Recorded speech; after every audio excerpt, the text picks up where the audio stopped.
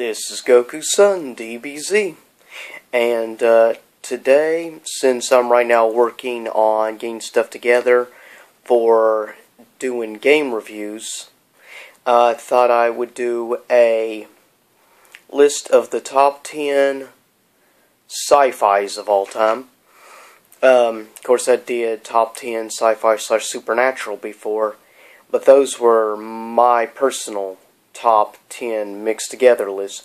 These top 10 sci-fis of all time are the list I put together by people that I asked what their favorite sci-fis were growing up. And different age groups of people. And this is top 10 of all time, TV show wise. And so you could have on the list stuff going all the way back to the 60s, sci-fi wise, and actually is that time frame, starting in at number 10, Lost in Space, which of course was around the same time period as the original Star Trek show, but Lost in Space I think really helped push the sci-fi movement. And also a lot of people don't realize who actually got their career start on that show. That would be the one who did the music, John Williams. He got his career start, music-wise, for, of course, Lost in Space. And, of course, he's now become perhaps the most infamous person doing music of anybody in Hollywood, because look at how many shows and movies he's done music for over the years. Coming in at number 9. Some people out there may disagree, but there was quite a few people I asked that actually said they liked this show, and they felt it was actually one of the more underrated of the Gene Roddenberry shows. It is a Star Trek show. It's the last of the 5 Star Trek shows, Enterprise, which is a prequel Star Trek series. It takes place before the first Star Trek show, before Spock and all of them. And it's really before the Borg and all those other beings. I mean, basically, the main ones, of course, you have a female Vulcan. And it really is more sci-fi than some of the Star Trek shows. I mean, there are people out there who feel, myself included, feel that Next Generation was more of a soap opera than an actual sci-fi. But that's just our opinions. The mass majority, however, do not feel that way. But coming in at number 8 is a show which started and then they reinvented in the 90s into early millennia. That would be The Outer Limits. Is another, perhaps one of the 5 most important sci-fis of all time. Really, 2 sci-fi. But that came in at number 8. Coming in at number 7 is something most young sci-fi fans of today, teenagers, do not know of, because this was big back in the late 90s when I was a teenager. So I remember the show quite well. And most of my friends who are in their late 20s, early 30s age range, same as I am, do remember this show very well. It had a great theme, really good story. It was a TNT original show. It was called Babylon 5. It was a really good sci-fi, if I do say so myself. But, I mean, I'd say definitely quite a few of my friends that are sci-fi fans do agree that Babylon 5 is one of the best sci-fis, definitely of the 90s, if not ever. Coming in at number 6 is The Twilight Zone, which, of course, is perhaps one of the 3 most important. I would say definitely Twilight Zone and Star Trek are 2 of the most important key series ever to sci-fi in general. Because, I mean, look how far back Twilight Zone dates. I mean, you had a newer series. In 2002, you had the mid-80s Twilight Zone series. And, of course, you had the original in black and white, which really is classic, the original one. Coming in at number 5, which, of course, I said that I don't consider sci-fi, but a lot of people do, which is why it managed to make to the top 5. Star Trek: The Next Generation came in at number 5. I mean, it is, without a doubt, one of the most successful sci-fi shows ever. But you have to understand that also at the same time, Star Trek: The Next Generation was more popular in North America. Now, outside North America, Star Trek: The Next Generation isn't quite as big. Actually, shows like Enterprise caught on a little bit more in Europe.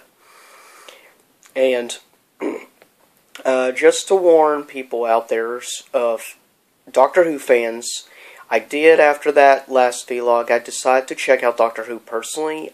I didn't care much for the Doctor Who show.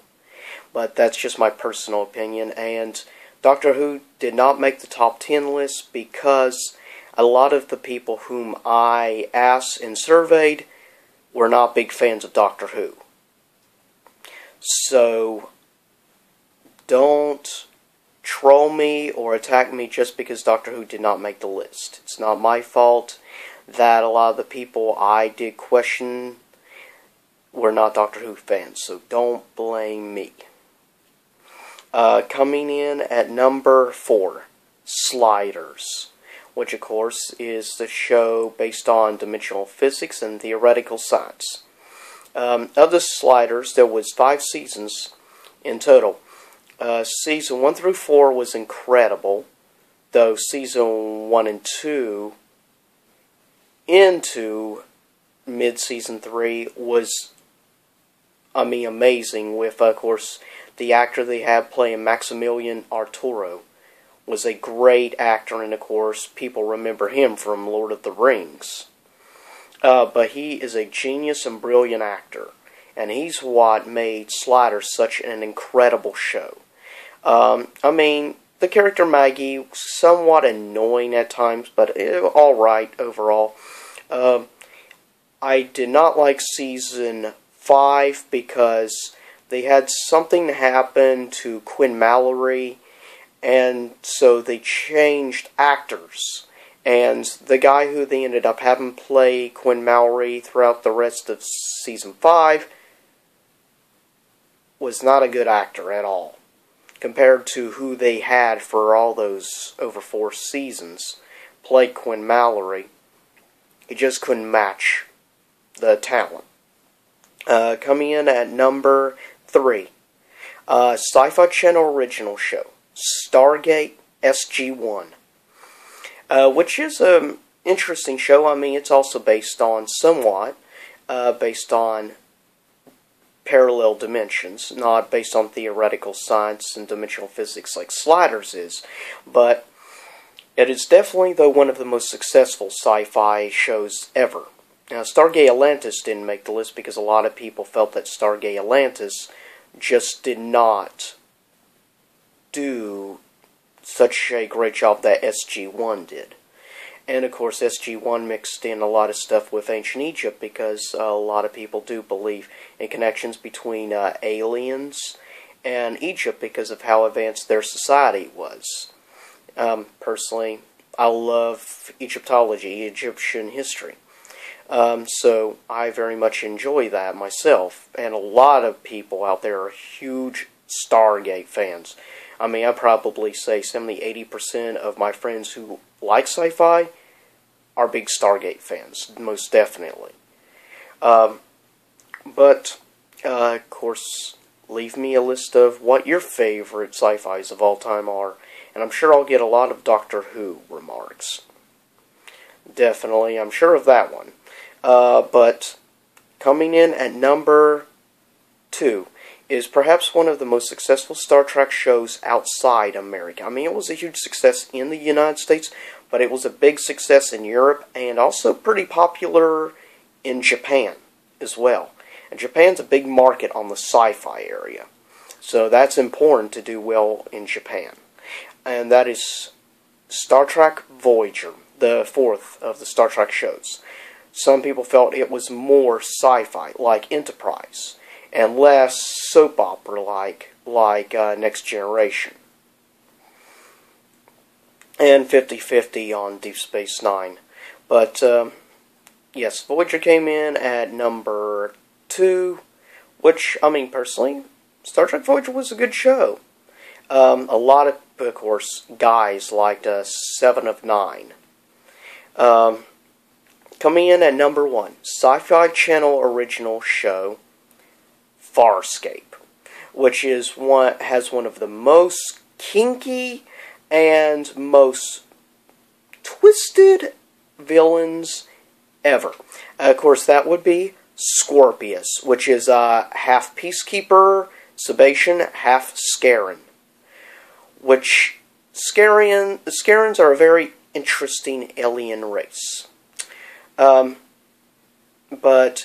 it's very interesting show. Of course, as I said before on the top 10 sci-fi/supernatural shows, I loved what John Crichton said in Season 1. Boy, did Spielberg ever have it wrong. Close Encounters my ass. Really hilarious and funny remark, I might add. But, please leave me a comment. I hope everybody has a Happy New Year. And until next time, I'm working on another vlog. Hopefully in the next few days I'll have uploaded. It's going to be a list of the top 10 supernatural shows of all time. And I questioned people also on it. Now, I got different reactions on the supernatural shows between the women and men. So, you be the judge. Let me know. And until next time, peace out. And I hope you all have a good 2013.